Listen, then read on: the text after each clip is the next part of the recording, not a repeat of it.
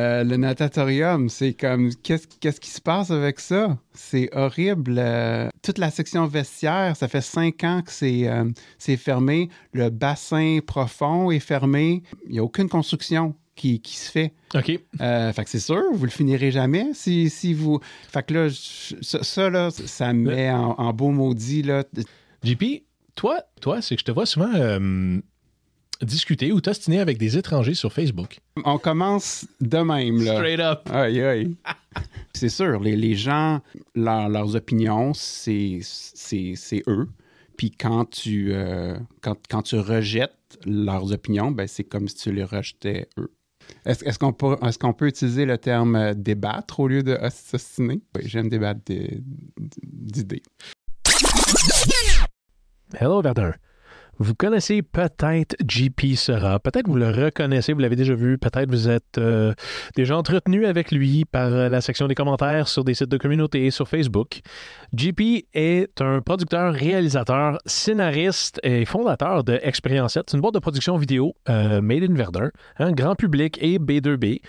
JP a été nominé pour un Gémeaux. Puis le travail de son entreprise peut être vu sur des chaînes télévisées comme Télé-Québec, entre autres, sur YouTube, sur des listes de sites web de ses clients B2B et corporatifs. Liste de clients qui ferait honnêtement l'envie de pas mal toute boîte de production vidéo au Québec et ailleurs, je dirais. Mais ça, vous irez checker ça sur expérience7.ca. 7 comme dans le chiffre, juste entre 6 et 8. Expérience comme dans, rendu là, expérience7.ca. Bref, avec JP, on jase de tout. On jase de longévité. On parle des débats en ligne. On parle des armes sensibles pendant les débats en ligne. On parle des changements de carrière. Et on parle aussi des défis de l'industrie télévisuelle au Québec. D'ailleurs, il y a une solution, il y a une idée qui fait tout plein de bon sens. On parle des débats sur Internet. Je pense que je l'ai déjà dit. On parle du natatorium, des choses sérieuses. At the end of the day, là, JP, c'est un chic type, c'est un citoyen engagé, c'est un fier Verdunois. Ça, si vous ne le saviez pas, vous allez clairement l'entendre. Puis, honnêtement, ça faisait un petit bout que je voulais jaser. Fait que quel doux plaisir qu'est le mien. Puis, je le partage avec vous. À Radio Verdun, on prend un café avec JP Sera.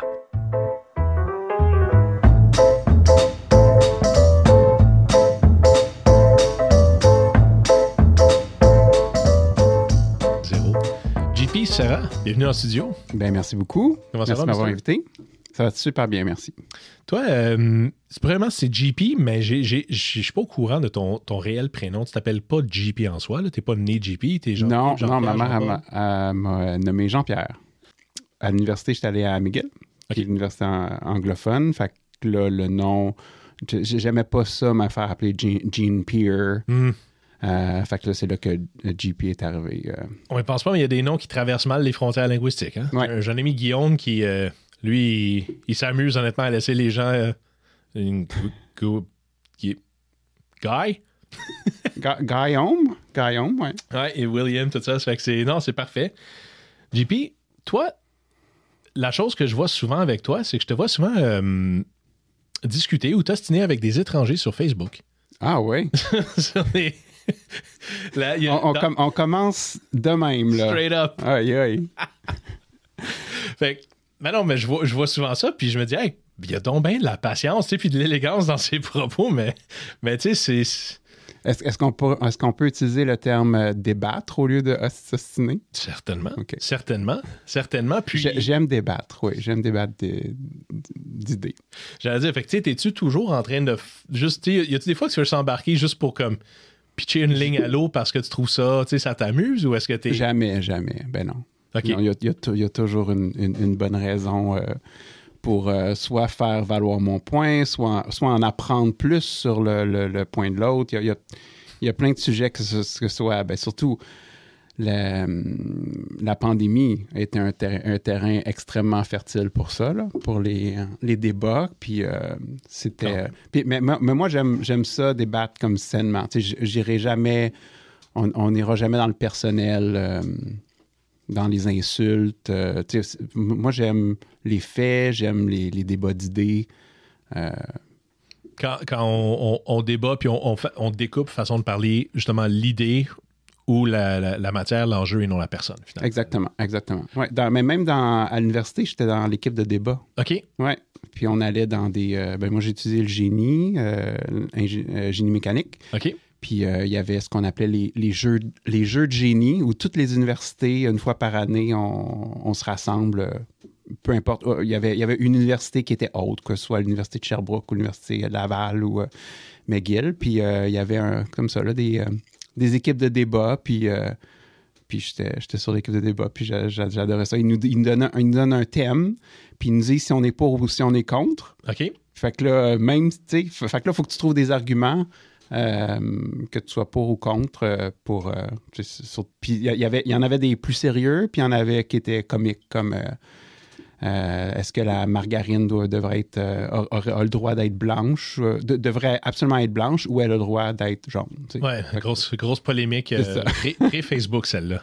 Ouais. J'avoue. Puis est-ce que comment tu trouves que les gens débattent ces jours-ci? Parce que souvent, des fois, je commence, mais à un moment, je suis comme, you know what, je vais juste prendre un petit peu de recul, parce que je trouve que c'est en personne, ça serait une autre histoire. Oui, définitivement. Des fois, en ligne, je suis comme, my God, ça a escaladé rapidement, tu sais, puis... Oui, ben puis c'est dommage. Les gens sont très arrêtés sur leurs idées. Puis je pense que le problème de beaucoup de gens, quand ils débattent, c'est qu'on dirait qu'ils essaient de convaincre l'autre que ses idées sont meilleures, au lieu de seulement exprimer ses idées puis son opinion. Tu sais, fait que je peux... Tant qu'on en reste aux faits, là, moi, les gens qui inventent des faits, ça me dérange. Mais si on en reste aux faits puis tu as une opinion contraire à la mienne, je respecte ça. Puis même, j'aime ça. Tu sais, si tout le monde était pareil dans le monde, ce serait bien plate. Mais quand tu as une opinion, puis tu essaies de me convaincre d'avoir la même opinion que toi, ben là, puis là, je parle de moi, mais quand on voit ça sur Facebook, deux gens qu'on connaît pas, puis on peut le voir dans la discussion, on me dit, ben voyons, pourquoi c'est deux personnes qui ont des backgrounds différents, des connaissances différentes, puis c'est normal qu'ils pensent différemment, fait que pourquoi ils essaient de... c'est aussi important pour eux que l'autre pense pareil, tu sais. Ouais, ben je pense que ça, comment je peux dire, ça souligne qu'on voit, je pense, beaucoup de gens prendre un point de vue bien identitaire sur un débat, sur une opinion. Tu sais, je dois gagner cette opinion, puis mon point de vue est moi et l'autre personne ne peut pas me rejeter, on dirait. Tu sais, souvent ça devient ça, puis tu vois, ouais, ça a vraiment éclaté, là, tu sais, on parle de lait de vache versus lait de soya, là. Je veux dire, c'est pas important. je sais pas comment le dire, puis ça l'est clairement plus pour certaines gens, mais des fois, je me dis juste, c'est ça, je vois que ça escalade, puis je trouve ça intéressant, mais je pense qu'il y a un petit volet identitaire. Ça se peut-tu? Ben oui, c'est sûr. Les gens, tu sais, je pense donc je suis, là. Fait que ils croient que leurs opinions, c'est eux. Puis quand tu rejettes leurs opinions, ben c'est comme si tu les rejetais eux. Fait que là, ils prennent personnel. Je pense que c'était plus simple quand on pouvait surtout trouver ça autour des équipes de sport. C'est ça, le côté identitaire, mais disproportionnel. Ouais. C'était plus simple quand c'était surtout les équipes de sport. Tu dis, ben, coudonc, OK, on va s'asseoir de l'autre côté du bar, puis je vais être content quand on marque un but, puis tu seras content quand il marque un but. Ouais. Mais mais ça aussi, ça peut aller très loin, puis pas être sain. Là. Comme j'ai récemment regardé la série Netflix Beckham. Je sais pas si tu l'as vu. Je l'ai vu passer là, pendant que j'ai regardé mon émission préférée, là, qui est de regarder qu'est-ce qu'il y a à regarder sur Netflix. Okay. ben ça, c'est incroyable comment les gens prennent le soccer, le football, comme ils l'appellent en Europe, à cœur. Puis c'est maladif. Des menaces de mort, puis... C'est intense. Il y a une incidence de hausse des incidents cardiaques pendant les matchs de soccer en Angleterre. Ça me surprend pas du tout. Je me rappelle pas où j'ai lu ça, là, mais pendant une phase d'insomnie, je creuse un peu justement d'en voir qu'est-ce qu'il y a d'intéressant. Puis la boîte de Pandore, là, le rabbit hole, comme on dit, là. Ouais. Fait que tu tombes dans neurosciences, tout ça, puis à un moment donné, je vois ça, puis il y avait ça. Ce qui est intéressant, c'est qu'en Occident, on a ça aussi, en Amérique du Nord, apparemment 2 fois par année, OK. que pas mal tout le monde, mais pas mal toutes les régions semblent être affectées avec une hausse des incidences cardiaques, puis ensuite une baisse des incidences cardiaques. Puis c'est le jour où on change l'heure. Oui. Parce que ça joue sur le sommeil, et puis ça nous donne ça, là. OK. J'avais eu cette discussion-là, justement, en ligne, à un moment donné, puis c'est devenu très, très polarisé. Une fois de plus, là, c'était maudit fermier, puis c'est stupide de faire ça, puis c'était la faute d'un des gouvernements, puis là, je suis OK, on va prendre un petit peu de recul, là, on va aller voir ce qui se passe sur Netflix. Ouais. Ben, le changement d'heure, ça me fait justement penser à un débat que j'ai eu avec quelqu'un sur Verdun Communauté. OK.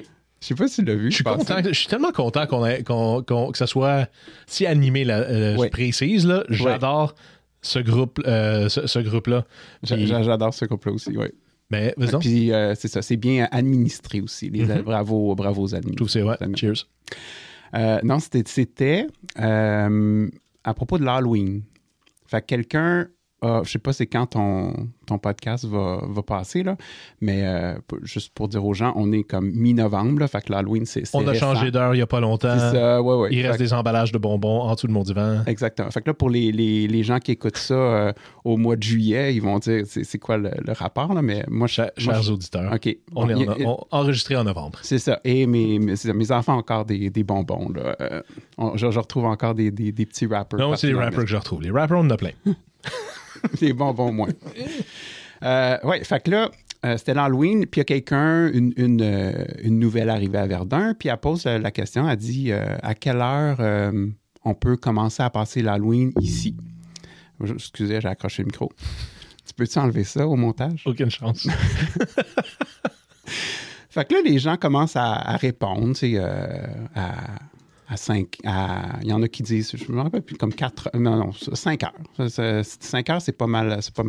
Puis là, il y a quelqu'un qui dit, dans notre temps, on attendait plus longtemps, on attendait qu'il fasse noir pour passer l'Halloween. Puis je m'ennuie de ce temps-là. Puis là, je commande, j'ai dit, ben c'est parce que dans notre temps, on changeait l'heure avant l'Halloween.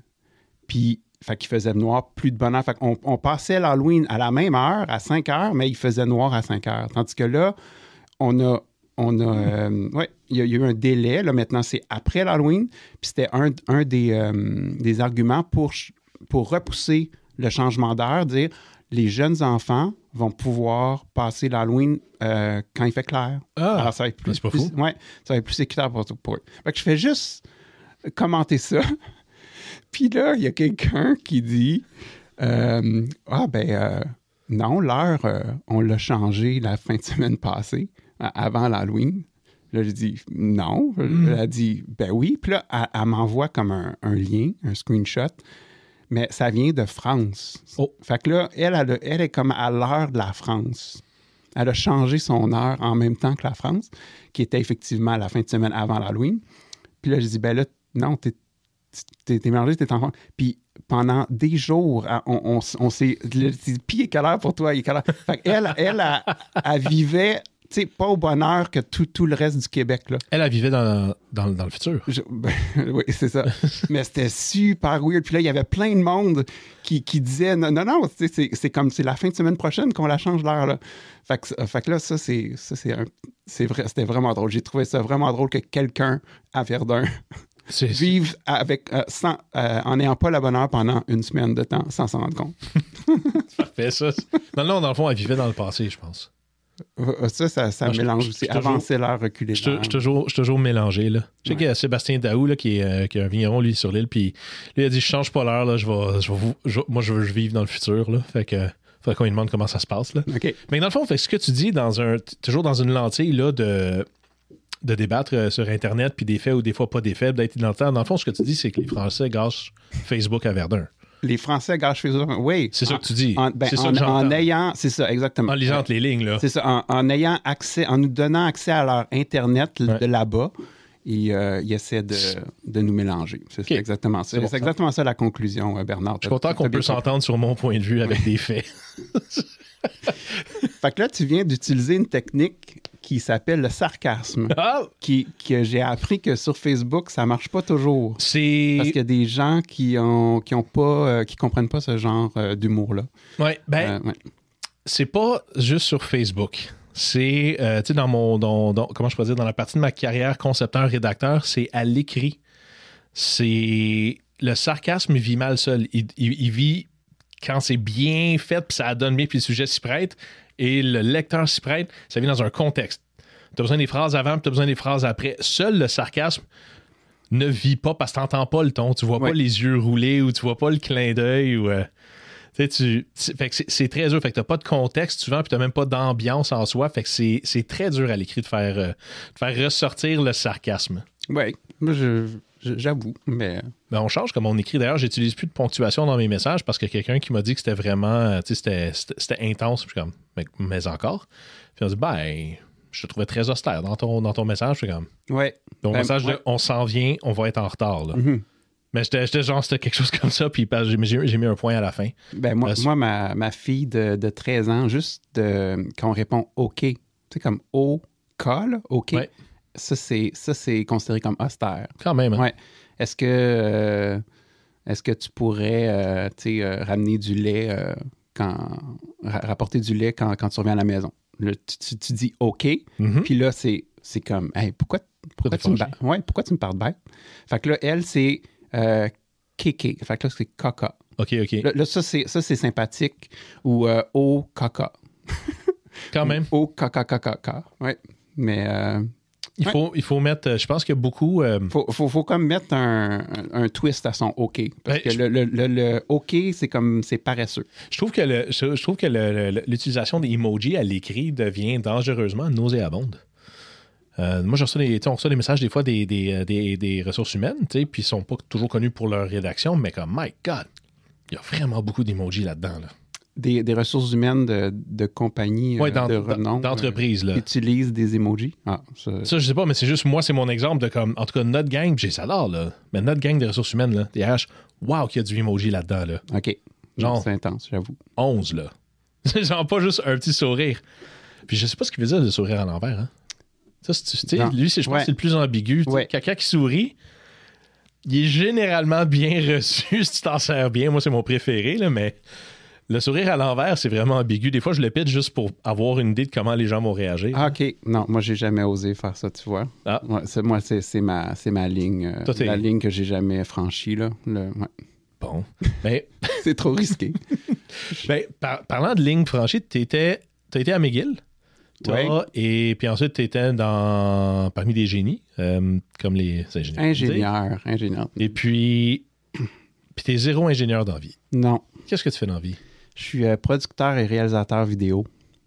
Puis je travaille en production télévisuelle également. Donc, je fais de la vidéo corporative avec mon entreprise. Puis je suis aussi sur les plateaux de tournage pour des shows télé. Comment je pourrais dire? C'est quoi le highlight de faire du corpo versus le highlight de faire sur des plateaux de TV? Parce que j'imagine que ça doit être complètement le jour et la nuit. Ouais, non, je dirais pas que c'est le jour et la nuit. Ça se ressemble. En corpo, c'est que tu as une commande d'un client assez précise. Donc, il faut que tu restes dans ce carcan-là. Okay. Versus en télévision, tu as plus de liberté artistique. OK. Je dirais que ça... Puis le produit fini en corpo, ce que j'aime moins, j'aime beaucoup faire le corpo, mais la chose que j'aime moins en corpo, c'est que c'est vu par assez peu de gens. Okay. Donc, souvent, ça va être un vidéo interne ou même si c'est un vidéo externe. Moi, mes clients, c'est surtout, ça s'appelle B2B, là, business to business. Interentreprise qu'on m'a appris. Ah, interentreprise en français, d'accord. Au lieu du B2C. Fait que, mettons, pour ceux qui... Aux consommateurs, c'est ça, aux consommateurs. Mettons, Apple, c'est du B2C. Fait que là, ils vendent aux consommateurs. Donc, leur truc marketing sont vus par des millions de personnes OK. quand ils font le lancement. Fait que ça c'est intéressant, mais c'est un autre monde. C'est plus dans le monde de la pub. Moi, je fais... Ouais. Mais en vidéo corporative, quand c'est du B2B, ben, c'est une entreprise qui montre des vidéos à une autre entreprise parce que leurs clients, c'est d'autres entreprises. Fait que ça fait que ta vidéo est pas vue par tant de monde que ça. Fait que ça, c'est moins motivant, disons, quand tu travailles fort. Mais tu travailles fort quand même, mais là, tu arrives à la fin, puis là, tu dis, OK, ben mon vidéo, il va être vu par 1000 personnes, 1500 personnes, 2000 personnes. Tandis que quand tu es en télévision, ben là, tu dis, OK, mon show va être vu par 100 000 personnes, 1 million de personnes, etc.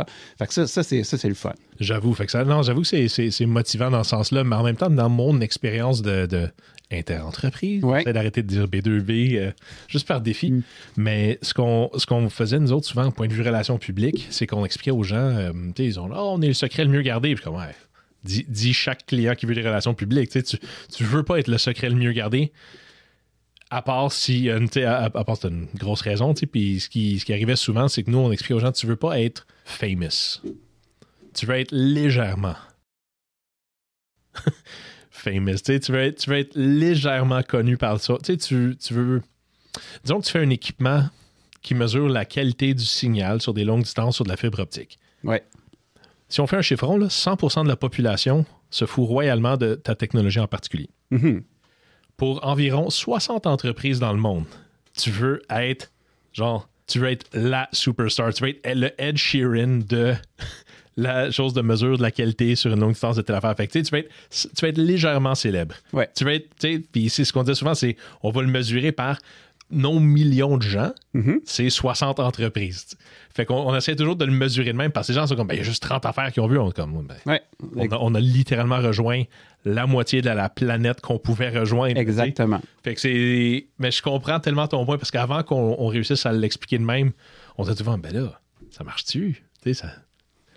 c'est ça. Puis ça dépend du volume de vente aussi que tu es capable de, ou plutôt de la... du résultat que tu veux générer, du comportement que tu veux influencer. Si tu fais une vidéo qui coûte 20 000 $, puis avec ce vidéo-là, tu as une vente, mais que ta vente est 200 000 $, ben là, ça l'a valu la peine. C'est comme ça qu'il faut le calculer. Mais c'est un autre truc. Puis quand tu travailles, as-tu des projets personnels? À vrai dire, c'est pas vrai, je te pose la question, j'en ai regardé un avec mes enfants. Là. Ton papa répond-moi, le filmé 100% Verdun. Fait que j'ai regardé ça avec mes gars, là, ils ont 9 ans puis 8 ans. Oui. C'était excellent. Oui. Ça, tu fais-tu beaucoup de projets personnels? Attends, tes enfants, ils ont quoi?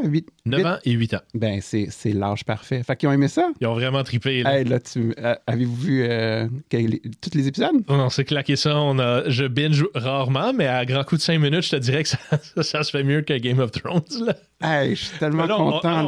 On les a bingés. Puis, hey, là, tu viens de faire ma journée. Ah, ben là, écoute, t'as fait notre soirée. Nous autres, on regardait ça, puis tu vois ça, c'est drôle. Puis moi, c'est c'est toi qui as écrit, puis ça, c'est A à Z. Ça, c'est-à-dire que tu as dit, hey, j'ai une idée, puis entre le moment, j'ai une idée, jusqu'à Bernard regarde ça avec ses enfants, 100%, c'est 100% JP, là. Ben, non, c'est pas 100% moi. Non, mais dans le sens que tu as écrit, conçu. Oui, mais il y a une équipe autour. Mais effectivement, fait que ça s'appelle Réponds-moi, papa. C'est 6 épisodes de 6 minutes. C'est une web-série qu'on retrouve sur YouTube. Fait que ça, c'est la bête, là, le projet. Puis, fait que j'ai écrit, j'ai produit, j'ai réalisé, puis j'ai fait le montage. Puis j'ai joué dedans. Fait que t'es aussi now starring. Puis mon fils joue dedans. Puis j'ai aussi fait une campagne de sociofinancement. OK. Pour ramasser les sous. Fait que ce que j'ai fait, c'est que j'ai fait 2 épisodes à mes frais. Puis là, ce que j'ai mis sur une plateforme de sociofinancement. Puis j'ai dit, ben, si vous aimez ça, puis si vous voulez voir 4 autres épisodes, parce que j'ai 4 autres épisodes d'écrits, ben, c'est ça, donnez-moi un petit montant. Puis là, coup de main, là. Ouais.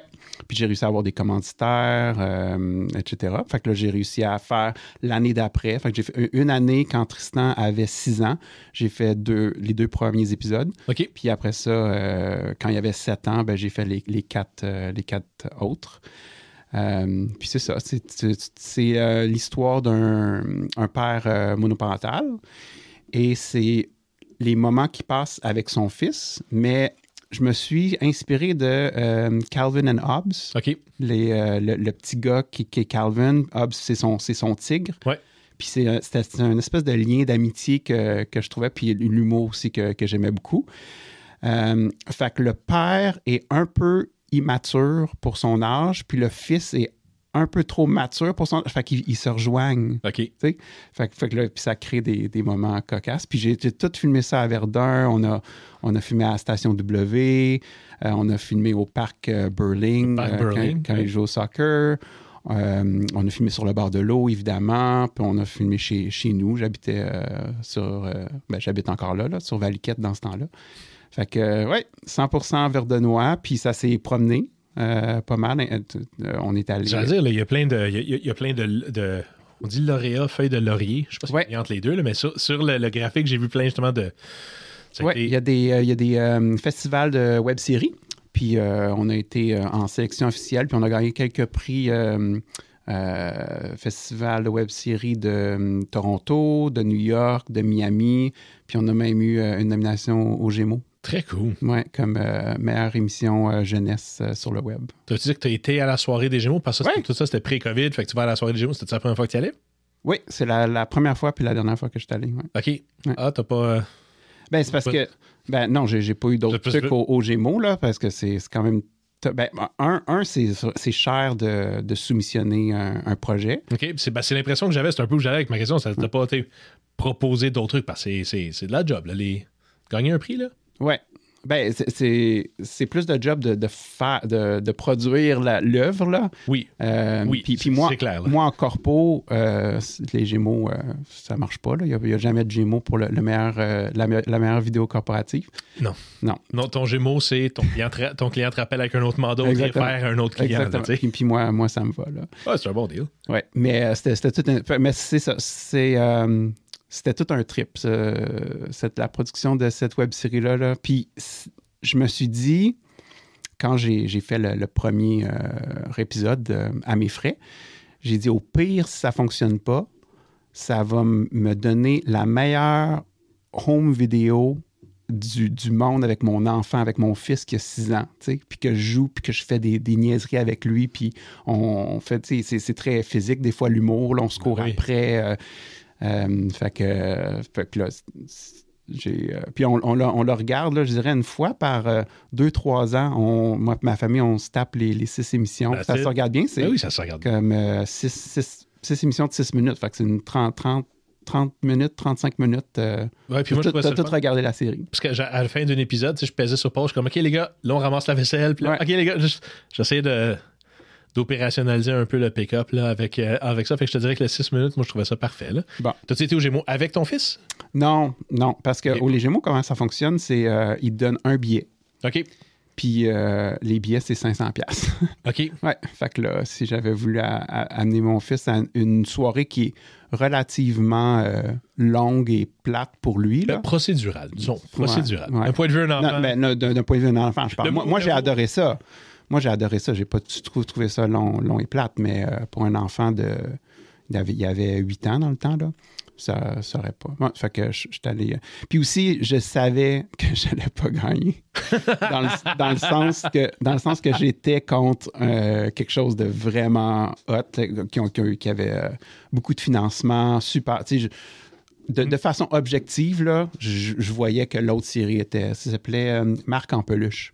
OK. Je me rappelle plus c'était sur quelle plateforme, c'était sur Télé-Québec ou quelque chose comme ça, là, mais c'était gros. Là. OK. Ouais, beaucoup de budget, des comédiens professionnels. Moi, j'ai joué dans ma série parce que j'avais pas de budget pour payer des acteurs. Puis mon gars, je l'ai payé en Lego. Là. OK. Fait que c'était vraiment low. Ça, l'Union des artistes est au courant de ce deal-là ou ça a été... Est-ce que tu peux-tu couper ça au montage? Non, ils s'en foutent, là. Puis ils peuvent pas... ça fait tellement longtemps de ça, là. Mais ça commençait, c'était genre 2015, ça, hein?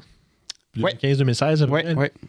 Fait que on commençait à voir le virage vers des trucs qui étaient justement des productions que j'appellerais télévisées traditionnelles qui était web first. C'est ça.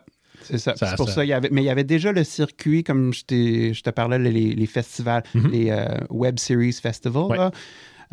Ça, c'était quand même bien implanté parce que une fois que j'avais le produit fini, puis que je voulais le soumettre à des festivals, j'en ai trouvé plusieurs. Là, puis c'était gros. Là, j'étais allé, les 3 que je t'ai dit, là, je suis allé physiquement.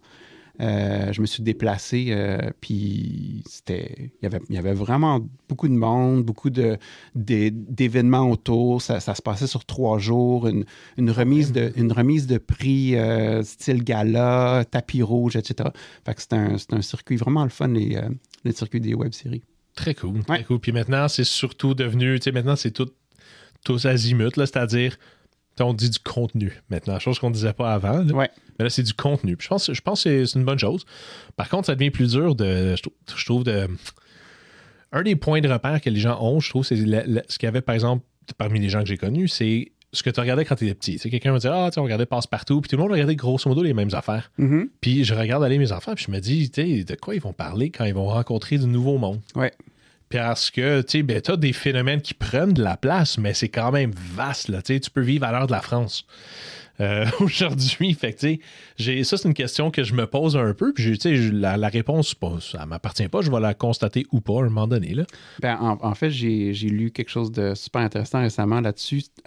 Après la mise à pied des 547 employés de TVA, je pense. Mm-hmm. Il y en a... Un Québécois... Oui. Ça, c'était...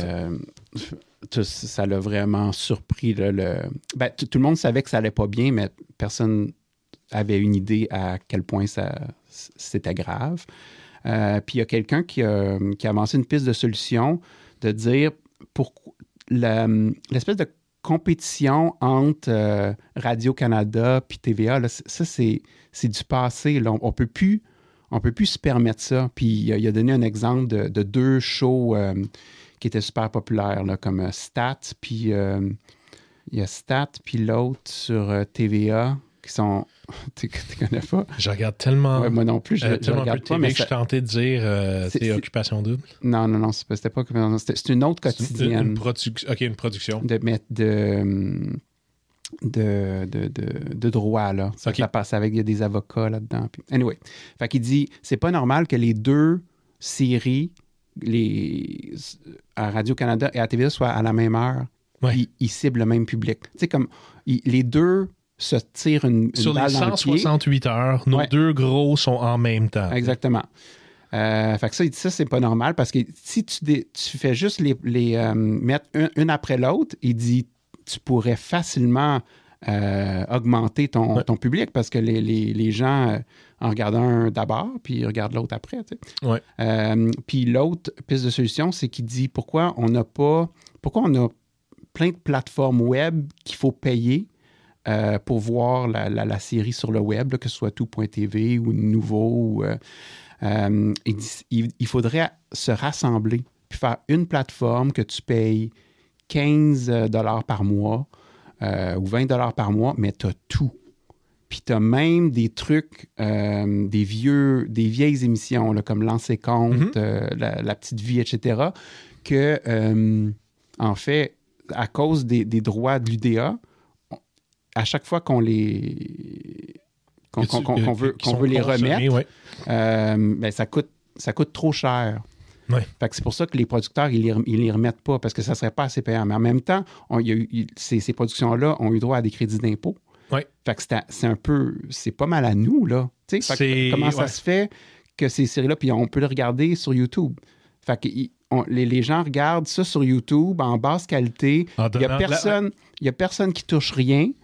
Fait qu'il faudrait faut tout réviser le modèle. Ouais, c'est drôle que tu dis ça parce que j'ai premièrement le coût de la multiplicité des plateformes. Ouais. C'est quelque chose que les gens commencent à réaliser. J'avais lu ça il y a 10 ans. Un gars, il appelait ça le Content Trap. Mm-hmm. C'est un livre qu'il a écrit. C'est un ancien type, je pense, de Google. Là, tu sais, le genre de gars qui fait des calculs dignes de Stephen Hawking. mais en prenant un café là, parce qu'il est distrait. T'sais. Puis il expliquait qu'il y a aucun. Quand on va tout faire on va couper le câble, tout le monde dit je vais couper, ça n'a pas d'allure que je paye 80$ pour mon câble. Ouais. Je regarde, c'est toujours la même affaire, puis c'est juste des affaires de revends ton hypothèque et puis va te chercher un alpha prostate. Là, puis à un moment donné, il expliquait le modèle. Il dit c'est comme Microsoft Word ou Excel ou PowerPoint. C'est pas parce que tu t'en sers pas qu'il faut pas que ce soit dans la suite. Puis la seule raison pourquoi tu peux te payer Excel, c'est parce qu'il est dans la suite. Parce qu'on est 400 millions en Occident, par exemple, à l'installer, fait que ça le dilue essentiellement. Et puis, ce qu'il expliquait, c'est si on coupe le câble, puis tu dis, moi, je veux juste regarder mes matchs de hockey, puis je vais payer le 20$ par mois, tu dis, ou disons, ça coûte 5$ par mois ajouter RDS, par exemple, à ton offre de câble. Puis il dit, je serais prêt à payer 10. Ouais, mais ça marche pas. C'est parce qu'il y a 11 millions d'abonnés à telle affaire qui se partagent le coût que ça se rend possible. Fait que sinon, quand tu enlèves ça, les canaux, toutes ces choses-là, tu payes à l'univers, tu payes les droits, l'accès, whatever. Fait que là, on est rendu que la facture s'accumule. Là, entre le Netflix, tu as RDS qui est là, tu achètes un pas, c'est même pas une plateforme en soi. Tu achètes juste un accès si on veut. Fait que là, tu vas avoir, par exemple, si tu veux des matchs du Canadien, tu as RDS, ça passe, tu les veux la fin de semaine, il faut que tu aies le Sportsnet parce qu'on les a vendus à Rogers. Auquel tu ajouterais, par exemple, un coût pour ton Netflix, auquel tu ajouterais, tu veux-tu Disney Plus puis le Mandalorian. Puis là, tu regardes ça, puis tu dis, mon Dieu, ça coûte le même prix que le câble. Oui, sauf que tu payes aussi ta connexion Internet à 80. On est rendu qu'on paie environ 1500$ par année pour du divertissement télévisuel dans les maisons. Oui. Puis c'est ça, ça fait pas de sens. Puis on se bat contre des géants américains pour notre contenu québécois. Donc, c'est normal qu'il faudrait à quelque part se rassembler puis arrêter là, les petites guéguerres de code d'écoute. Puis d'avoir une plateforme Internet, puis tout le monde, un peu, fait que ça reviendrait finalement au câble où tu payais le câble, puis tu avais accès à tout. Oui. Tu avais un câbleau distributeur, le terme en français, c'est carrément ça. Puis mais là, tu paierais une application ou une plateforme web, puis tu aurais tout. Fait que le modèle continuerait à faire du sens, mais de segmenter comme ça, puis les canaux spécialisés, ça n'a pas d'allure, là. De payer pour chaque petit canot. C'est parce que c'est dur. Canal, je choisis lui, je veux pas lui. Exactement. Pas d'abonnement, chose de la sorte. Et puis là, les droits puis les sportifs, c'est encore pire. Moi, j'aime regarder les courses de vélo. Puis là, c'est compliqué. Les autres, ils changent tout à chaque année. Puis là, t'es comme, on travaille avec telle plateforme. Genre, tu reçois un avertissement de c'est une vraie plateforme. Installes-tu du malware sur ton téléphone? Puis là, genre, tu peux prépayer, c'est 15$ par mois, mais il faut que tu prépayes un an. Puis comme, c'est rendu cher de regarder du vélo, là. Ouais. Fait que, je me dis, vous me perdez, là. Puis je regarde les faits saillants sur YouTube par la suite, puis ça fait que toute cette attention, parce que c'est ça qui monétise, va aux États-Unis. Ça s'en va tout chez YouTube. Exactement. Qui est Google. Ouais. Ça s'en va tout sur les... finalement, c'est ça qui fait mal, là. C'est... À cause qu'on n'est pas capable de s'entendre, puis ça fait que, on a commencé cette discussion-là parce que tu es inquiet pour tes enfants, de dire qu'est-ce qu'ils vont regarder, de quoi ils vont parler, ça va être quoi les sujets communs. Ben si on avait une plateforme comme ça où il y avait tous les trucs québécois que les jeunes pourraient regarder, ben là, il y aurait, c'est sûr, des émissions meilleures que d'autres, que hey, t'as-tu checké ça? Non. Ouais. Ben là, ils vont le checker le soir parce qu'ils l'ont. Mais là, si tu trouves quelque chose sur tout.tv extra, ben là, le petit ami à l'école, « Hey, t'as-tu regardé ça? » « Ah non, je l'ai pas. » Ouais. Ben, fait que c'est impossible pour lui de le regarder. C'est super dommage. J'ai bien peur qu'il y ait à la fois que ça soit trop niche puis que ça soit trop homogénéisé. Je sais pas lequel des deux, mais on verra. Ouais. Mais tu as raison, quelqu'un disait que le débat, il y a la grève des acteurs, on dit les artistes puis la culture, mais je trouve que la production télévisuelle au Québec, du moins, c'est un peu approprié culturellement le mot culture. Ouais. Dans le sens que, il y a des livres, il y a du théâtre, il y a plein de choses qui ne sont pas juste je veux avoir, on a besoin des crédits d'impôt pour continuer à faire de la production télévisuelle. J'ai rien contre, c'est juste, je trouve que c'est de regarder avec une lentille très étroite le mot culture, dans ce sens-là. Mm-hmm. Mais je trouvais surtout que pendant qu'il y avait la grève, c'est pas une grève contre les studios. Il n'y en aura pas de cet enjeu-là va cesser d'être important dans moins de temps qu'on pense. C'est un point tournant, je pense, contre les grosses compagnies de technologie. C'est plus ça, là. C'est on n'aura plus besoin de tes services, on va répliquer avec l'intelligence artificielle la voix de Darth Vader. Ouais. On n'a plus besoin de comédiens, plus besoin d'acteurs, plus besoin d'écrire. C'est vraiment dans ce sens-là, c'est contre la grosse technologie, là. Ta voix va devient de la propriété intellectuelle rendue là. Ouais. Puis ça, je trouve bizarre le débat en ce moment. Là, je me dis, coudonc, il y a quelqu'un qui est pas dans le milieu, qui est en train d'aider justement dans le débat à dire c'est peut-être pas la bonne guerre, là, tu sais. Exactement. Ben, je sais pas. En même temps, moi, je suis un gars de Verdun qui écoute de temps en temps des débats, fait que ça vaut ce que ça vaut, là. JP, tu utilises le nom de tes enfants beaucoup sur Facebook. Tu sais, je vois ça dans tes trucs, puis j'adore, by the way, là, moi, ça me divertit, là, je trouve ça cool. Puis, il y a beaucoup de gens qui, eux, tu sais, ils veulent même pas mettre leur nom complet, choses de la sorte comme ça. T'en entends-tu parler des fois? Y a-tu du monde qui disent comment oses-tu? Non. Non, je pense que c'est très personnel. Je vois effectivement des gens qui parlent pas du tout de leur vie personnelle sur Facebook. Puis je vois des gens qui mettent des photos de ce qu'ils mangent pour le dîner. Fait que t'as l'autre opposé. C'est vrai. Ouais, fait que non, j'ai pas eu à confronter ça du tout. Puis c'est justement à cause de ça que j'ai fait la série Réponds-moi papa. C'est en racontant mes petites anecdotes sur Facebook de ce qui se passe avec mes enfants. Puis je voyais que ça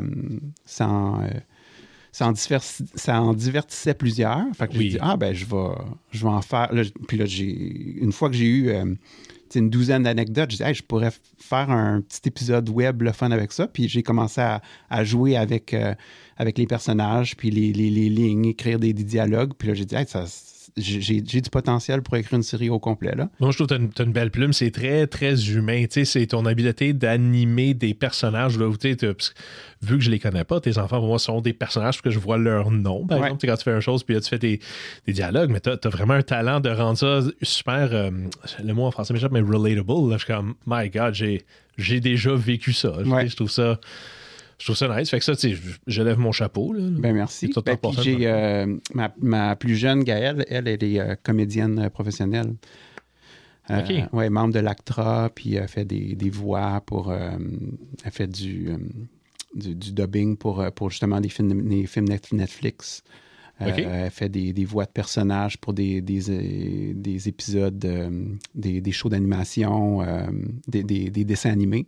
Quand même. Ouais, fait que c'est normal que je la mette un peu de l'avant parce que de toute façon, elle est publique. C'est ce qu'elle veut faire dans... c'est pas nécessairement ce qu'elle veut faire dans la vie.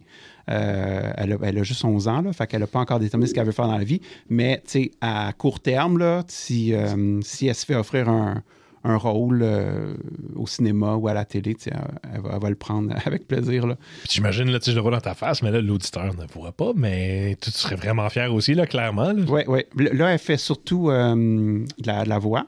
Mm-hmm. Fait qu'on la voit pas à l'écran. On l'entend beaucoup. Elle a fait des pubs à la radio. Est-ce quelque chose que j'aurais entendu ou parce que je pourrais entendre ta fille? Qu'est-ce qu'il faut que... La grosse pub qu'elle a fait récemment, c'est une pub de Rona, puis ça s'appelait... elle est anglophone, par exemple, fait que c'est tout en anglais. Puis c'était une vente de garage, puis elle était une petite fille qui organisait une vente de garage dans son voisinage, puis elle sonnait chez le voisin, puis il y avait une petite discussion vraiment, vraiment comique, là. Puis ça, elle a une pub qui a joué beaucoup à la radio, là, que tu as peut-être entendu. Ouais. Nice, j'aime ça. Tu disais justement là, qu'on, 11 ans, c'est un peu intense de savoir ce qu'on veut faire dans la vie, choses de la sorte. Mais toi, tu voulais être ingénieur, puis là, on parle de production télévisuelle. Quand est-ce que tu as... Comment expliquerais-tu la transition de bof ingénieur, j'aime plus, j'ai le goût de faire des vidéos? Ouais. Ça part de loin. C'est que quand j'étais jeune, j'ai été élevé avec dans une famille de professionnels. Tu sais, mes deux parents, mon père, ma mère qui m'ont élevé, étaient médecins. Okay. Mon grand-père était comptable. Mon oncle était dans le domaine pharmaceutique. Fait que pour moi, parce que moi, j'ai grandi en région, à Saint-Jovite, dans les Laurentides. Fait que j'étais plus isolé que si j'avais habité à Montréal, mettons. Fait que moi, dans mon entourage, c'était le sentier de la vie. C'était que tu avais des bonnes notes à l'école, tu allais au cégep en sciences pures pour t'ouvrir des portes, puis tu allais à l'université, puis finalement, tu faisais une profession. Comme une vraie job, là. Ouais. Fait que c'est ça. J'étais bon à l'école. J'aimais les maths, j'aimais la science. Après ça, j'étais allé à Québec pour aller faire mes sciences pures. Et là, finalement, le génie mécanique m'a appelé. Je voulais devenir ingénieur aérospatial. Fait que là, j'étais allé à McGill, puis j'ai suivi mon cours de génie. Puis j'ai beaucoup aimé ça. J'ai allé à l'école, étudier dans le domaine. Ça, j'ai adoré ça. Et là, mais pendant mon génie, j'avais eu une caméra pour ma fête. Ma mère m'avait acheté ça. OK. Et il y avait, comme j'ai commencé à parler des jeux de génie, tu sais, que j'étais sur l'équipe de débat, mais j'étais aussi sur l'équipe de production audiovisuelle. OK. Il y avait des concours de courts-métrages. Fait qu'on faisait nos scénarios, puis j'écrivais des scénarios, puis c'était des petits scénarios comiques, des parodies. De James Bond, de Mission Impossible, etc. Puis là, je recrutais mes amis, puis on faisait... il y avait des effets spéciaux, etc. Fait que ça, c'était mon hobby. OK. Mais dans ma tête, ça allait toujours rester un hobby. Je savais que j'aimais ça, je savais que c'était une passion. Mais on déconne, on s'amuse. Oui, c'est ça. Mais j'allais faire une carrière d'ingénieur, puis j'allais, avec l'argent que je me fais, me payer mes petits gadgets, mes caméras, mes ordinateurs pour faire mes montages et tout ça. Jusqu'à temps que je gradue, j'ai trouvé une job comme ingénieur mécanique à qui s'appelle Johnson Controls, une grosse corporation, une grosse multinationale. Énorme, là, c'est... Ouais.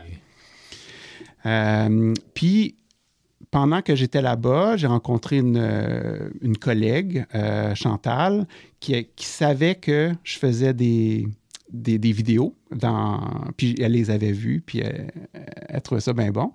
Puis elle m'a dit, est-ce que tu voudrais filmer mon mariage? Je sais que tu as une caméra, je sais que tu sais l'utiliser. Puis elle dit, t'es mon ami, je t'aurais invité quand même, mais je veux que tu prennes ça au sérieux. Fait que je suis prêt à te payer pour le faire. Puis là, moi, dans ma tête, ça fonctionnait pas, là. Tu sais, comme, comment quelqu'un pouvait me donner de l'argent pour quelque chose que je fais... Pour ton hobby. Pour mon hobby, oui.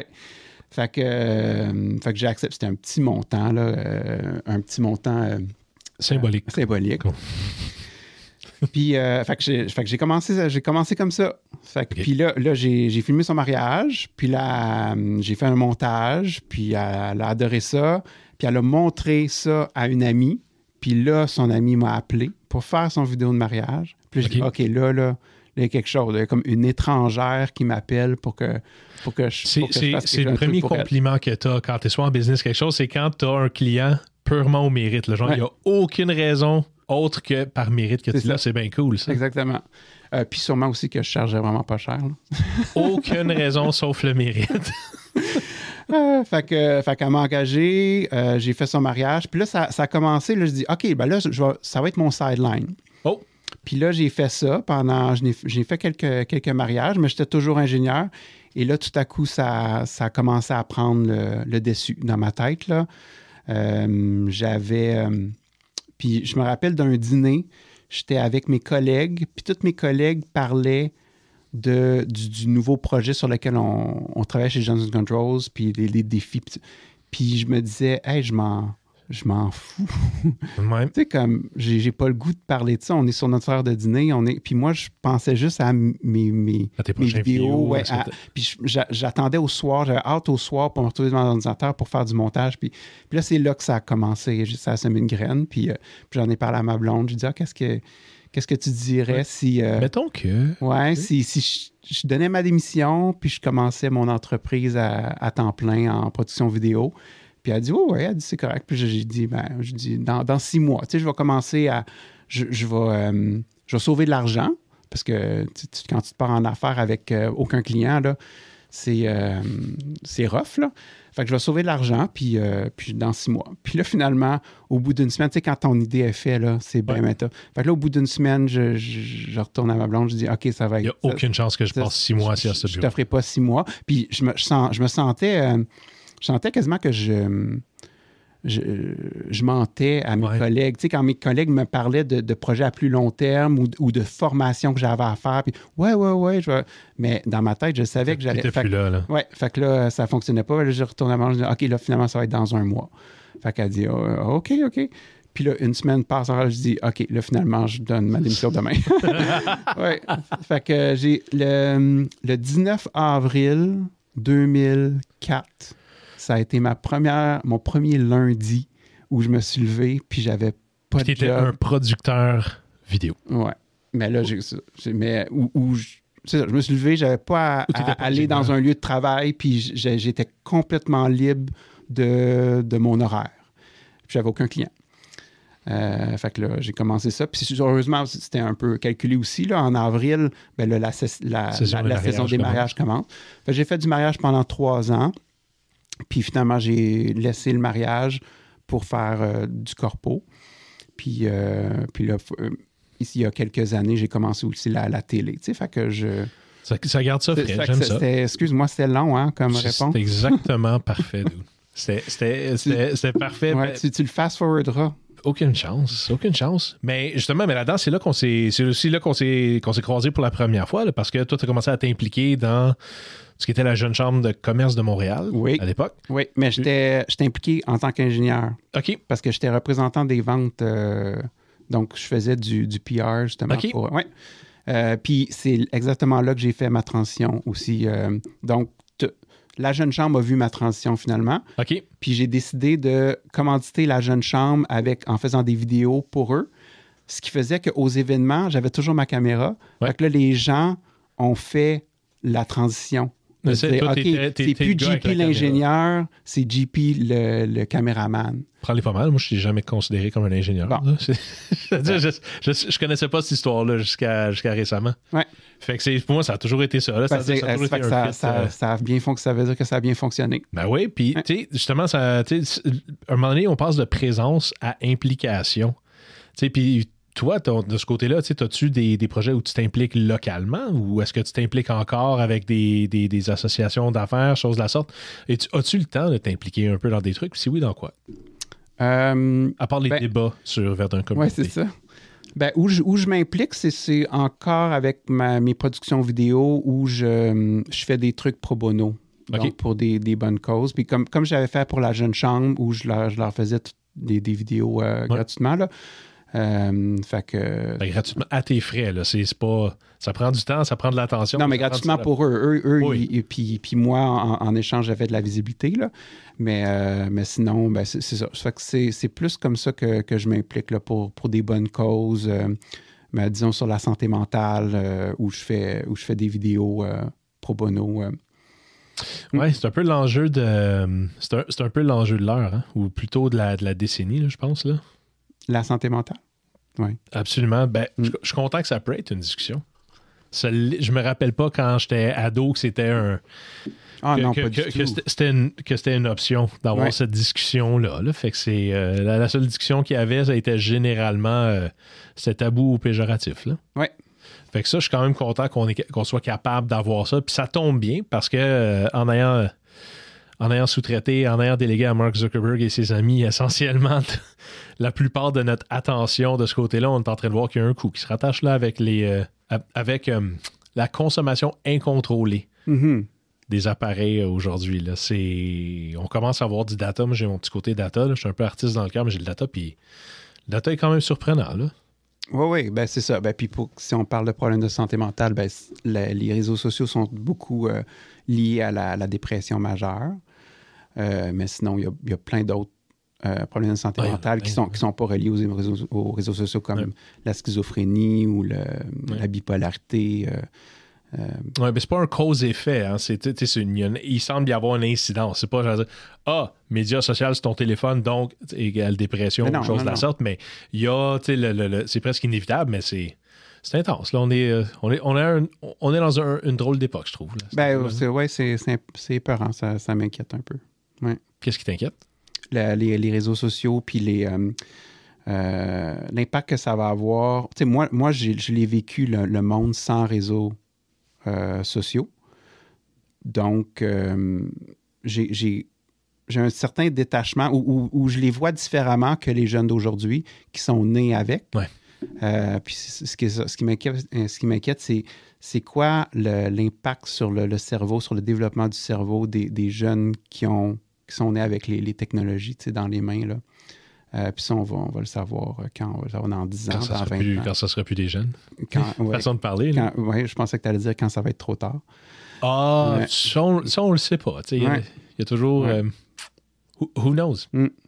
C'est comme quelqu'un qui dit « Ah ouais, ben, notre génération est super ouverte sur le monde. » Puis je suis comme « Oui, sure. » Puis le mot là-dedans, c'est progressiste. Là, je veux dire. Puis oui, chaque génération est la génération la plus progressiste ever. Fait que, c'est quand même comme oui, comme la mienne, comme celle de ma mère, comme celle de ma grand-mère, celle de elle. Puis à chaque fois, on avance collectivement, puis on découvre au fur et à mesure. Il y a des choses qu'on savait qui étaient bonnes, puis qui n'étaient pas bonnes, puis il y a des choses qu'on était sûr qui étaient moins hot, puis comme tu vois, là, tu viens d'une famille où c'est professionnel, école, background comme ça, égale automatiquement, bon, ben donc ton choix de carrière, ton avenir professionnel, ton habileté de subvenir à tes besoins, puis ton sens de satisfaction devient ça, puis tu es comme, finalement, non.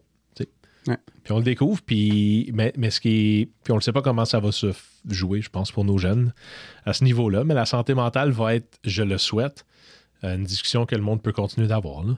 Puis justement, d'avoir des outils puis des points de repère, d'ailleurs, c'est correct de ne pas être correct. Oui. Ah non, ça c'est encourageant. Le fait qu'on brise les tabous là, sur la santé mentale. Ouais.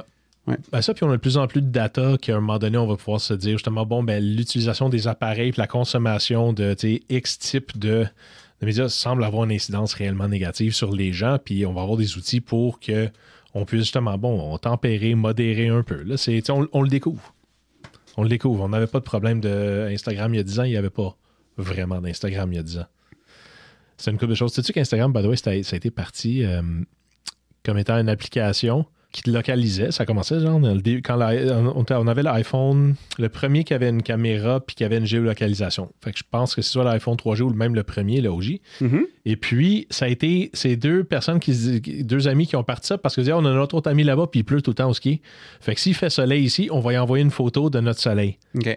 Instagram a été créé pour envoyer du soleil à tes amis pour les aider pour qu'eux soient pas déprimés. Bon. Qui est quand même, noble, mais deux, ça a comme viré de l'autre bord, hein? Oui. Mais je sais pas à quel point ça fonctionne, parce que moi, si je suis en plein hiver au Québec, puis je suis en train de déneiger ma voiture, puis je check mon Instagram, puis je vois que mon ami est à Cancun au soleil, je sais pas à quel point ça va bien.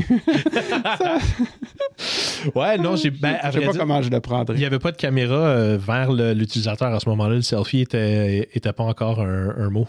Oui. Non, mais même pas un selfie, là. Juste une photo de la plage comme mon lieu de détente aujourd'hui. Puis moi, je suis en train d'enlever la glace sur mon windshield. Ouais. Vu de même. Je sais pas. Vu de même. Fait que si on revient de Cancun puis on le ramène plus à Verdun, là. Ouais. Toi, là, tu sais, puis je suis toujours curieux des activités récentes des gens. Fait que la dernière fois que tu as été dans Verdun, justement, puis que tu as trouvé un commerce, tu sais, que tu as eu vraiment un coup de cœur, moi j'appelle ça ma question à 100$. C'est-à-dire la dernière fois que tu as dépensé 100$ localement, puis tu disais comme, my God, quelle belle journée, soirée, matin, expérience, changement d'huile, peu importe. Ouais. Fait que tu sais, c'est ton dernier 100$ que tu as été absolument ravi, là. Okay. C'était quand? C'était où? Bonne question. Ben, un endroit où je dépense beaucoup ces temps-ci, c'est Au Jeu. OK. Le magasin de jouets, parce que les enfants ont beaucoup de fêtes d'amis. OK.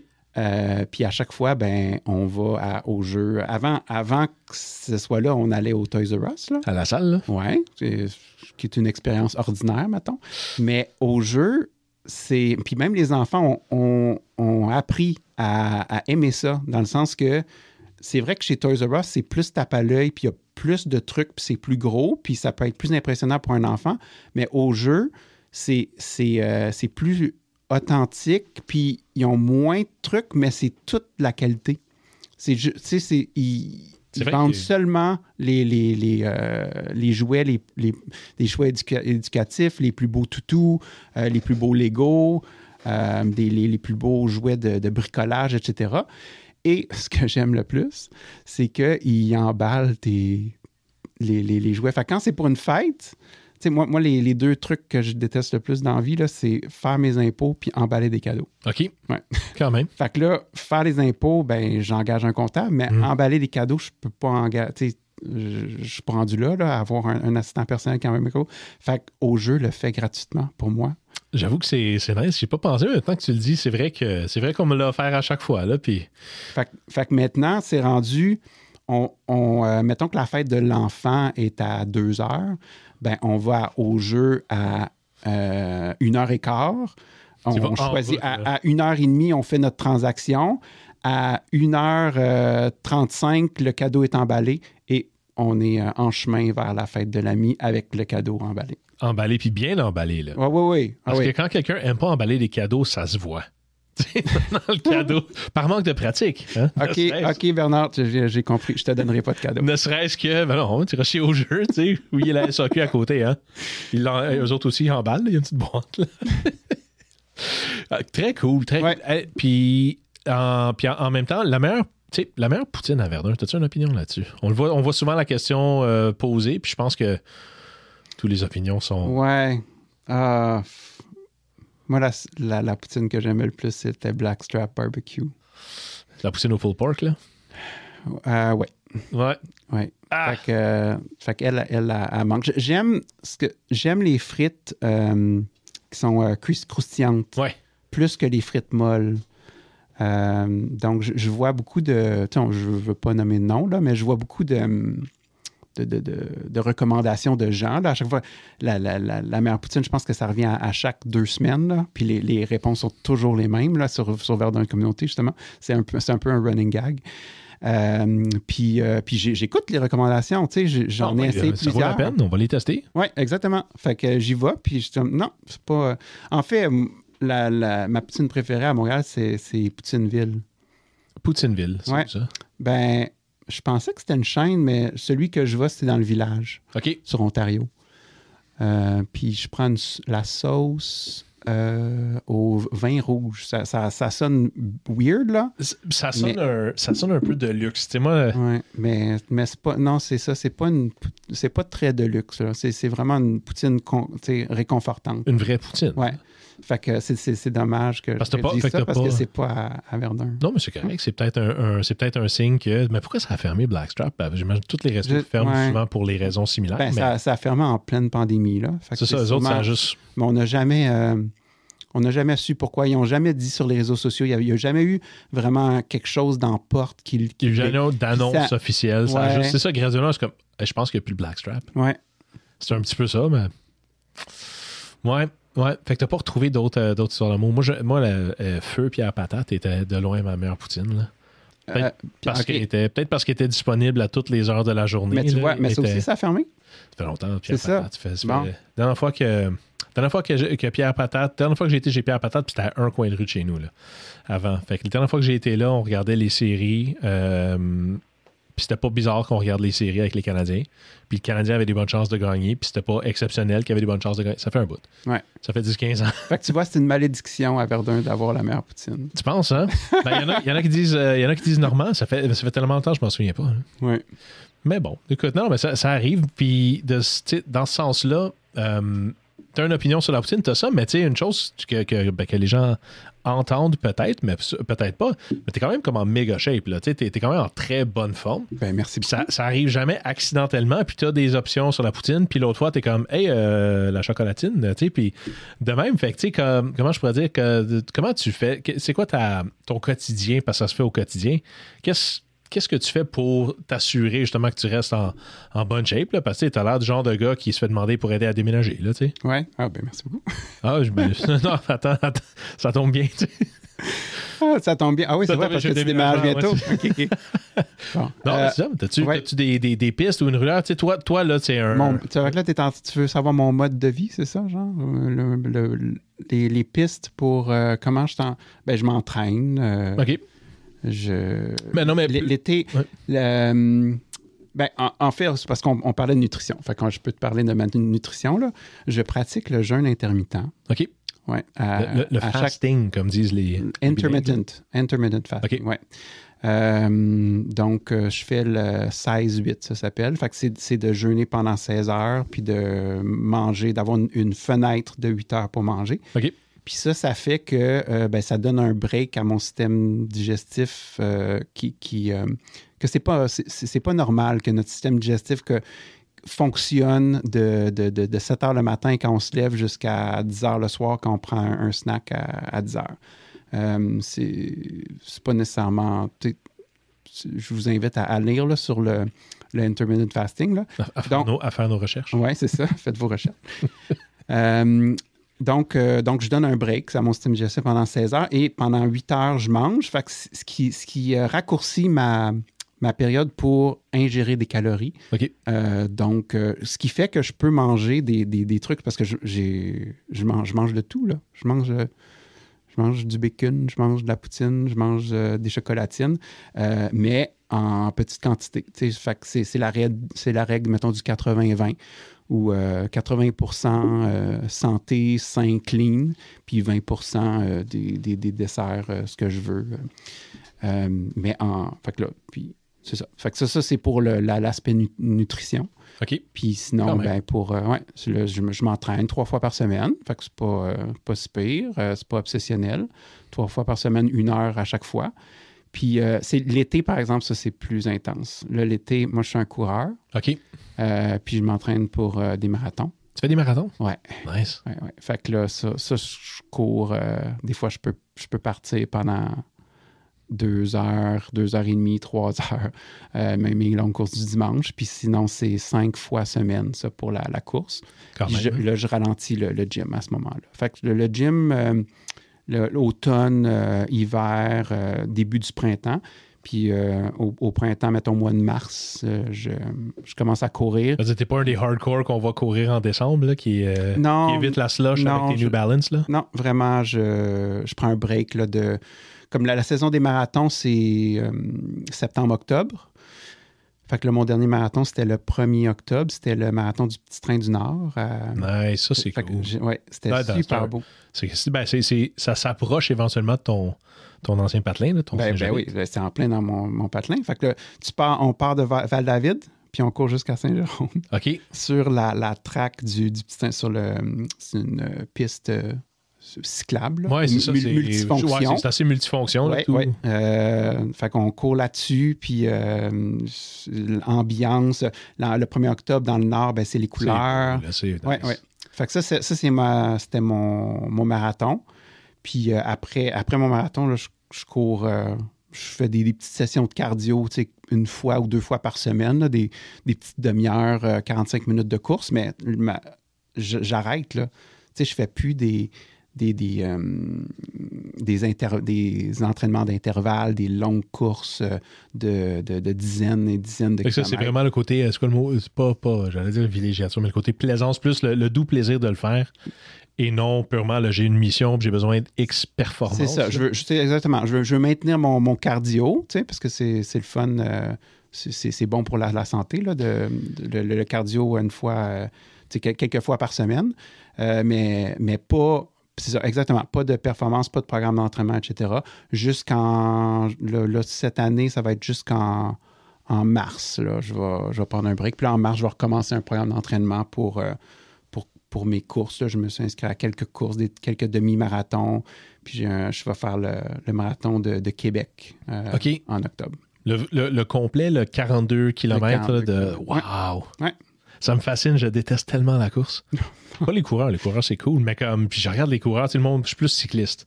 Fait que quand les gens sont là, les cyclistes, c'est vraiment tough. Oui, dans le sens qu'à un moment donné, promène-toi dans un canton un peu en vélo, puis tu vas réaliser que c'est jamais plat. C'est de la job à monter, mais moi, je suis comme non. Parce que des fois, quand je me dis non, moi, je roule pas dehors aujourd'hui, puis je vois du monde courir, je suis comme. C'est à ce moment-là que je sais que les coureurs sont plus irréductibles. Oui. Ben, tu sais, quand tu as un programme d'entraînement, puis ça dit que telle journée, ben, faut que tu cours 12,5 km, ben, tu sais, tu le fais. Moi, c'est ça qui motive, en fait. Là. Okay. Le programme d'entraînement, puis de dire, telle journée, tu fais tel truc. L'encadrement là. un peu. Ouais, exactement. Oui, il me faut ça. Ah ouais, hein? Ouais. Ouais, j'avoue. Puis c'est dur. Comment je pourrais dire? C'est pas évident de trouver, hein, quand tu cherches un peu. Justement, moi, je veux me faire le doux plaisir d'aller monter le Mont Mégantic. Je me suis dit que ça doit être quand même cool. Ça doit être la job, ça, en vélo, là. Puis j'ai pas la shape de quelqu'un qui monte rapidement les montagnes. Je suis pas un petit grimpeur italien, là. Non. Avec mon 130 livres. Fait que, ça doit se planifier, mais j'ai aucune idée. Quoi? 130 livres, tu peux je pèse. Je pèse 100 livres de plus que le petit grimpeur italien. Justement. C'est pénible à monter longtemps, mais je me dis quel doux plaisir ça doit être à descendre. Puis rendu en haut, c'est cool, c'est payant, tu sais. Mais j'ai aucune idée où aller trouver ça. Fait que tu te retrouves, je fais comme tout le monde. Tu vas voir sur YouTube, tu regardes un peu comment tu t'entraînes pour telle affaire. Mm-hmm. Mais j'aimerais bien trouver, là, si jamais quelqu'un qui écoute et qui fait ça dans la vie. Moi, j'aimerais bien trouver quelqu'un qui me ferait un programme de ça va te prendre telle et telle affaire. Voici un build-up raisonnable qui se met dans la vie de quelqu'un qui fait des enregistrements en studio, qui élève 2 enfants, puis qui a besoin de boire du vin. Là, aussi. Ouais. Ben moi, s'il y a quelqu'un qui cherche un bon livre pour commencer à courir, là, je peux recommander, c'est Courir au bon rythme. Courir au bon rythme. Ça, c'est le meilleur livre de course que j'ai lu. Okay. Où ça inclut les explications de comment s'entraîner et il y a des programmes d'entraînement. Il y a des programmes d'entraînement pour débutants. Il y a des programmes d'entraînement pour faire des 5 km, comme les courses, là, faire performer dans un 5 km. Parce que courir 5 km de façon relaxe, on atteint ce niveau-là relativement tôt là, quand tu te mets à courir. Mais c'est ça. Alors, courir des 5 km, il y a des programmes pour les 10, il y a les programmes pour les demi-marathons, puis les programmes pour le marathon. Fait que dans un livre, tu as pas mal tout pour...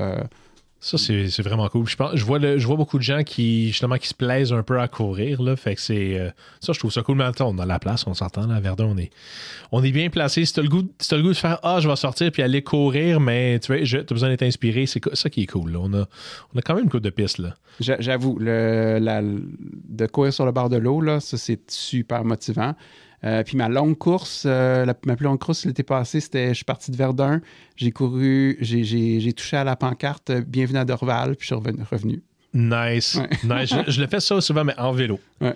En vélo, c'est ça que j'aime dire. J'essaie toujours, je suis un gars à la mode, là, fait que j'essaie de pratiquer la gratitude des fois. Puis des fois, tu sacres un peu contre l'état de la route. Alors, si tu veux connaître l'état des routes de quelque part au Québec, promène-toi en vélo. JP, tu parlais justement du livre pour la course, là. Mais c'est quoi le livre? J'imagine que t'es un gars éduqué, t'es un gars formé, du moins t'es un gars culturé, comme dirait l'autre. C'est quoi le livre que t'as donné le plus souvent? Le livre que j'ai donné le plus souvent? J'ai prêté un livre récemment. Ces temps-ci, je suis un petit peu obsédé par la longévité de l'être humain. Là. OK. Fait que je regarde tout, puis je lis tout là-dessus. Là.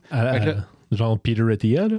Exactement, oui. Okay. Ça, c'est un exemple, un bon exemple, qui est écrit Outlive. Mm-hmm. C'est ça? Ouais. Fait que justement, le livre que j'ai donné, je l'ai prêté. Là, c'est ma copie que j'ai prêtée à un ami récemment. Ça s'appelle Lifespan de David Sinclair. OK. Puis c'est un livre qui dit finalement que la vieillesse est considérée comme une maladie. Donc lui, il voit la vieillesse comme une maladie, puis qu'on peut la traiter, puis s'en sauver. Puis on s'entend qu'on a une date d'expiration, là, mais que c'est pas obligé d'être 80 ans ou 90 ans ou 100 ans. Tu sais, ça peut être 110, 120, 130, 140, 150 ans. OK.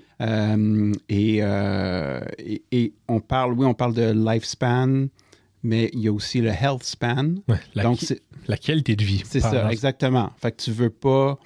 Qu'est-ce que tu aimerais mieux? Est-ce que tu veux vivre jusqu'à 110 ans puis passer tes 30 dernières années de ta vie faible et malade, ou tu veux vivre 90 ans puis passer le dernier mois de ta vie faible et malade? T'sais? Fait que je pense que la majorité des gens prendraient le deuxième choix, là. Mais c'est ça. Fait que c'est comment tu vis ta vie pour avoir la qualité de vie le plus longtemps et vivre le plus longtemps possible. Là. OK. Ça, c'est un sujet que j'aime beaucoup. J'ai vu, il y a Limitless sur Disney+. C'est avec Chris Hemsworth. Avec Chris Hemsworth, Ouais, aka Thor. ouais, exactement. Ouais, j'avais regardé cette série-là. Tu l'as vu? J'ai Ok. vu. Bon, ben, J'ai vu cette série-là. David là-dessus. Sinclair, là, c'est... Non, c'est Peter non, mais, Attia. non, mais ce que je dis, c'est David Sinclair, premièrement, qui a écrit le livre que tu as prêté / donné. Tu le sauras dans 6 mois s'il revient. S'il revient pas, tu l'as donné. Ouais, c'est ça. Mais ouais, ça lui, c'est je crois que c'est... C'est une personne que je vois assez souvent, fait que je vais... C'est le professeur britannique qui a l'air d'avoir 30 ans, Ouais. il en a comme 55, 60, Ouais. genre. Mhm. That's it. Mais ouais, non, avec Chris Hemsworth, c'était super cool. C'est ma blonde qui m'a recommandé ça. Elle a dit, je pense que tu vas aimer ça. J'ai tellement aimé de voir le premier épisode. Ouais. Le premier épisode en soi m'a pas plus ou moins inspiré, à part que quand il explique le stress puis tout ça, tu sais, puis il dit, tu sais, qu'est-ce qui te stresse de même? Puis il m'a dit, tu sais, de même, j'ai plein de messages à retourner, j'ai ça, j'ai engueulé mes enfants dans le restaurant, puis je me dis, si. C'est toi. Ouais. Non, mais pas juste dans ce sens-là, je me dis, you know what? Voici un gars là, qui mesure ouais, genre Chris Hemsworth, ouais, 6 pieds 8. Il pourrait être internationalement reconnu comme étant un des plus beaux spécimens mâles sur la planète. Ce serait dur de trouver beaucoup de gens qui diraient, ben non. T'sais. Puis, je veux dire, il est Thor, là. C'est un dessin animé, puis il a ses enfants, puis c'est un live... il réussit bien. C'est un live action superhero. Exact. Là. Ouais. Puis, fait qu'il a la forme de même, puis comme tu sais, il y aurait toute façon de parler. Je fais des guillemets, mais dans le sens de tout ce que tu dis, ça serait le fun d'avoir tel affaire. Il l'a, là, tu sais. Ouais. Puis on a exactement les mêmes problèmes. Puis ça a été un soulagement de l'entendre le dire. Je suis comme, OK, c'est juste normal, c'est juste, il n'y en a pas de autre, il n'y a pas d'autre version, là. C'est genre, that's what it is, là, peu importe ce qui arrive. Juste ce bout-là, pour moi, aura valu toute la série que j'ai trouvée. Que tu as des points en commun avec Chris Hemsworth, là, ça te réconcilie avec la vie. Plus que, regarde, même si tu arrives à ce niveau-là, ouais, t'as exactement ça pareil, là. Tu sais, non, mais ça m'a...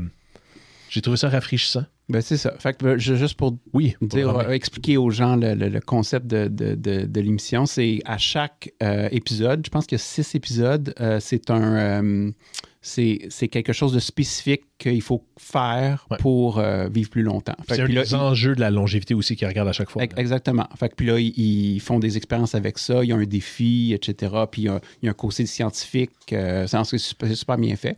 Mais, c'est vraiment bien fait. Darren Aronofsky, je pense qu'il a fait ça. Là. C'est pas un...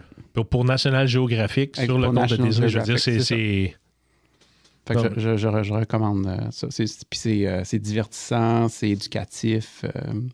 C'est vrai que c'est quand même très cool. Là. Puis on le voit, qu'on le disait tantôt, le Peter Attia qui est là-dedans en train de le conseiller sur le... Je pense qu'il y a un gène qui est sur le jeûne. Puis il y a un gène, lui, malheureusement. Il y a un gène qui dit que lui est plus propice à développer l'Alzheimer. Là, un des 4 gros axes héréditaires qui finit par achever les gens. Oui, puis c'est une des raisons pourquoi on va moins le voir, malheureusement. Dans le futur, là, il va faire moins de films, puis parce que il va passer plus de temps de qualité avec sa famille, puis ouais. C'est correct, ça. Ouais. Puis il a fait Thor. Je veux dire, honnêtement, moi j'ai adoré de regarder les affaires Marvel. Là. Je veux bien divertir mon côté intello, là, mais je peux pas me priver de quelque chose comme ça non plus. Non. Fait que mais ça, c'est très cool. Qu'est-ce qui fait que comment je pourrais dire, que c'est devenu fascinant pour toi? Qu'est-ce qui... c'est la longévité. C'est je sais pas. J'aime la vie. OK. Fait que je veux en profiter le plus longtemps possible. J'ai une grand-mère qui a 95 ans. Puis elle a toute sa tête. Malheureusement, les jambes sont un peu plus faibles. Fait qu'elle est en chaise roulante. Fait que de motricité, elle en a perdu. Mais puis c'est ça. C'est mon héroïne. OK. Fait que c'est ça. Fait que là, j'ai dit, OK, quel changement je dois faire dans ma vie maintenant pour en profiter plus tard, pour avoir le plus de qualité de vie, pour être le plus longtemps là pour mes enfants, pour voir les améliorations dans le monde. C'est fascinant aussi, le futur, là. Tellement. Ouais. Vraiment. Fait que c'est ça. C'est qui ne veut pas vivre plus longtemps et plus en santé, tu sais?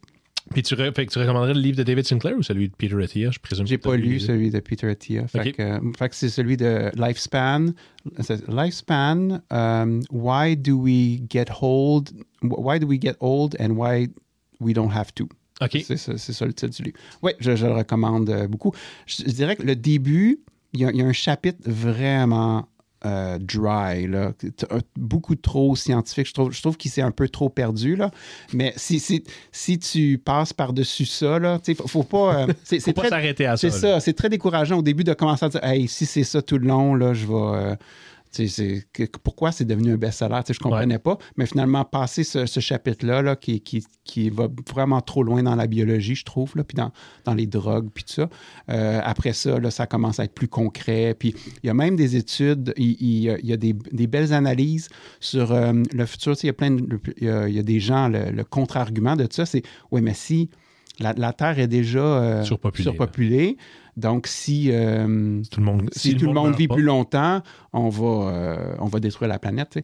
Puis là, il y a plein d'arguments qui contrebalancent ça. Puis, il y a un chapitre là-dessus au complet. Là. Fait que ton côté de débat a été satisfait avec cette section-là. C'est super intéressant. Ah, très cool, très cool. Puis si jamais le monde veut le débattre avec toi en personne, où est-ce qu'on peut croiser JP Serra par hasard à Verdun, là, de comme « Hey, la margarine? » Ouais, je me tiens beaucoup dans les... je vais beaucoup dans les restos, je vais beaucoup dans les cafés. Je vais travailler... Fait que le jour, mettons, je vais travailler... Je les aime tous, les cafés à Verdun, que ce soit Station W, Pavillon Snack Bar, La Base, Lily et Oli,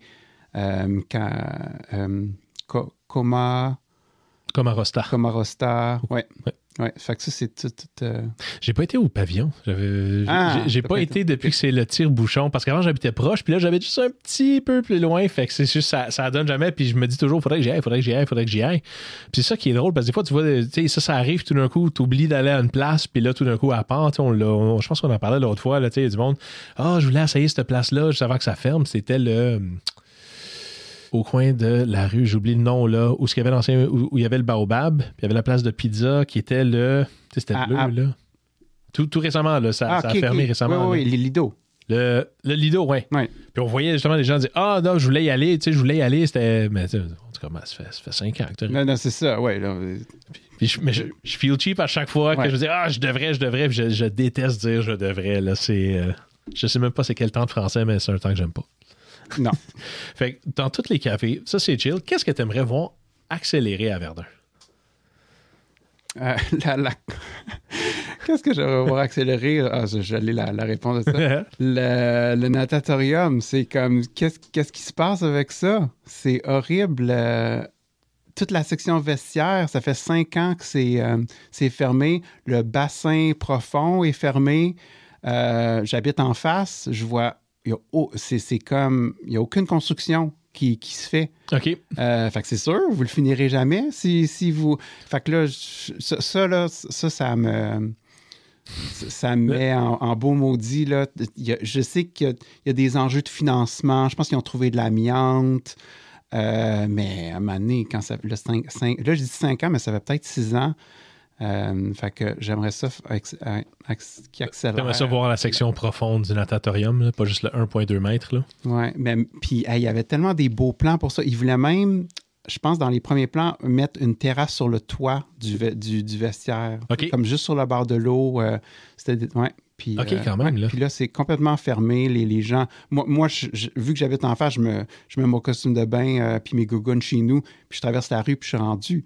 Mais je vois des gens qui arrivent puis qui doivent se changer dans des tentes. Ouais, c'est ordinaire. Ah, j'avoue. C'est ordinaire. Puis c'était tellement une belle piscine. Fait que c'est ça. Pourquoi? Qu'est-ce qui branle? Je sais pas.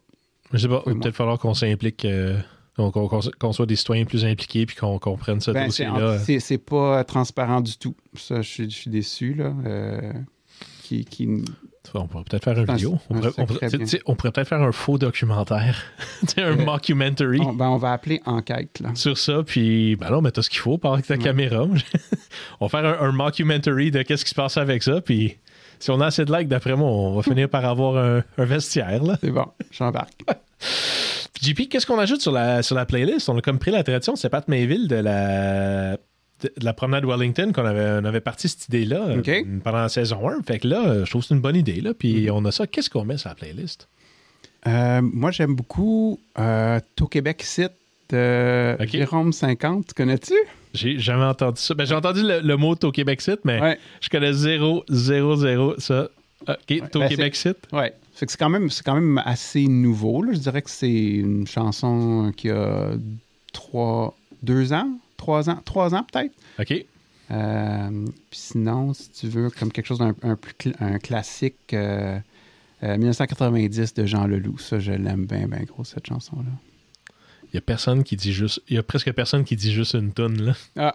Désolé. Non, mais c'est correct. Okay. C'est parfait. T'aurais pu m'en nommer 8. Je vais toutes les prendre en note, là. Okay. Mais non, je trouve ça... Deux, c'est correct. Puis t'écouteras ça. Tu peux en mettre 14, si tu veux. T'écouteras ça au Québec, c'était vraiment... Ça va me faire... Sérieusement, ça va me faire plaisir. J'en découvre la moitié, là. Puis je l'entends, cette tune-là, mettons, pendant Panache et Boiron, là. Ça serait parfait, là.